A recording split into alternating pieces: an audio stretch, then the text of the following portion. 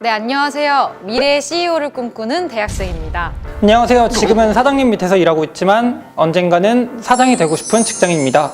예, 안녕하세요. 자취생으로 살아남기 소셜 브랜드를 운영을 하고 있는 노인 커뮤니케이션즈의 허주웅이라고 합니다. 창업을 꿈꾸지만 아무래도 쉬운 길이 아니기에 취업을 할까 창업을 할까 고민하고 있는 대학생입니다. 마음을 확실하게 잡으면 좋을 것 같아요. 혹시 처음 창업을 결심했을 때 마음가짐이 어땠는지 듣고 싶어요. 제 얘기 같네요. 저도 대학 시절에 창업을 꿈꿨었는데 전 포기했거든요. 아무래도 처음에는 다 그럴 수밖에 없는 것 같아요. 제가 대학생 때 자취를 하면서 외로운 거를 되게 많이 싫어했었거든요. 그래서 처음에는 그거를 극복해 보려고 동네에 어떤 소모임을 만들었었는데 사람들이랑 소통할 수 있고 그리고 생활 정보를 좀 나눠보면서 삶의 질이 개선되는구나 그런 거를 느낀 다음부터는 나처럼 혼자 사는 사람들이 외로움을 많이 느끼고 있을 텐데 네트워크 조직들이 있었으면 좋겠다라는 생각을 가지면서부터 이 일을 시작해야겠다는 결심이 섰습니다. 흔히 창업을 하려면 레드오션을 피하고 블루오션을 뛰어들어야 된다고 하잖아요. 그런데 아무리 생각해도 어떤 것이 블루오션인지 감이 안 잡힙니다. 혹시 레드오션과 블루오션을 구분하는 비법이 있나요? 블루오션이라는 게 시시각각 바뀌니까 그래서 더 힘든 것 같아요. 그 사연처럼 좀 블루오션이랑 레드오션이랑 좀 구분하는 비법이 명확하다라면은 창업을 아마 손쉽게 다들 시작할 수 있겠죠? 그런데 주변에 창업하신 대표님들 그리고 오랫동안 사업을 영위하고 계신 분들을 보면은 먼저 아이템을 발견을 하고 그 아이템을 시장에 대입을 해보는 거죠. 그래서 그게 돈이 흐를 수 있게끔 비즈니스 모델링을 하는 과정 속에서 그게 레드오션이다 라고 보면은 이제 틈새 시장을 찾으려고 매일같이 밤을 새고요. 그리고 반대로 블루오션이다 라고 하면은 앞으로 따라올 경쟁 업체들이 어떻게 따라오지 못하게 할까 하는 차별점을 찾는 게 이제 그분들이 매일 골몰하면서 가는 방식인 것 같습니다. 다시 말해서 시장을 보고 아이템을 찾는다기보다 아이템을 먼저 발견을 하고 그거를 그 속에서 시장을 어떻게 찾는지 그리고 명확한 기준을 어떻게 세워가는지가 더 먼저가 아닐까 싶어요. 창업을 계획 중인 학생입니다. 창업 관련 특강을 들었는데 가장 기본이 되는 것이 창업 계획서라고 하시더라고요. 그래서 창업 계획서를 써보려고 했는데 막상 쓰려고 하면 막막하더라고요. 창업 계획서 잘 쓰는 노하우 좀 알려주세요. 창업 계획서를 작성을 할 때는 이력서처럼 뭔가 정해져 있다라고 하기는 좀 그래요.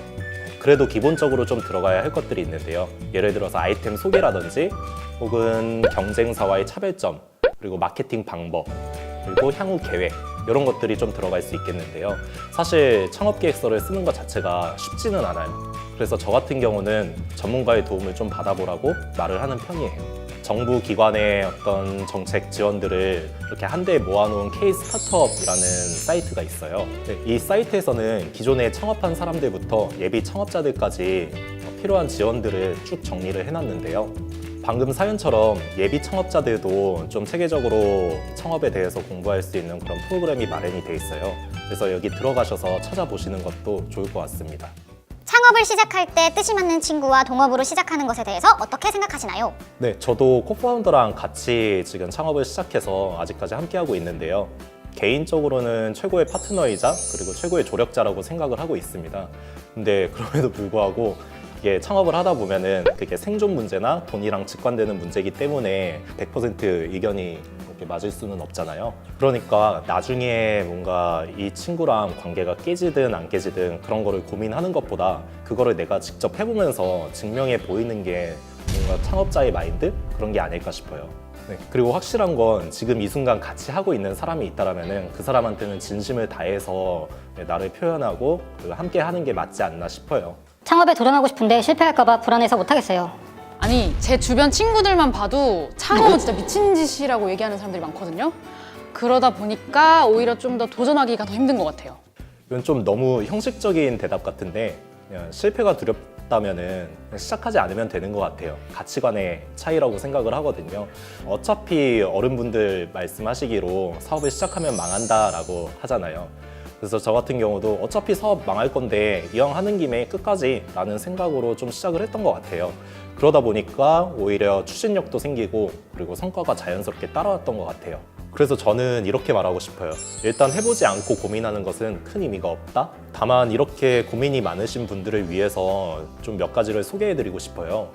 정부에서는 창업에 실패한 청년들을 대상으로 다시 일어설 수 있게끔 도와주는 게 있는데요. 제도전 성공 패키지라고 해서 네, 창업에 실패를 했다가 다시 시작을 할 때 필요한 교육부터 해서 사업화 자금까지 지원을 해주는 그런 제도도 있어요. 또한 재창업이 아니라 취업을 희망하는 청년들한테는 희망 리턴 패키지라고 해서 취업을 준비할 수 있게끔 도와주는 그런 제도도 있어요. 좀 제 개인적인 생각들을 많이 한 것 같은데 어떻게 좀 도움이 되셨어요? 사실 저는 막연하게 나중에 창업해야지 생각했는데 그 생각이 조금 변한 것 같아요. 창업을 준비하는 입장에서 되게 많은 동기부여가 된 것 같아요. 네, 그렇게 생각이 들었다니 다행이네요. 오늘 창업 준비를 위한 프로 꿀팁러는 여기까지 하고 다음에는 창업 시작을 위한 꿀팁에 대해서 같이 알아보도록 할게요. 안녕. 안녕.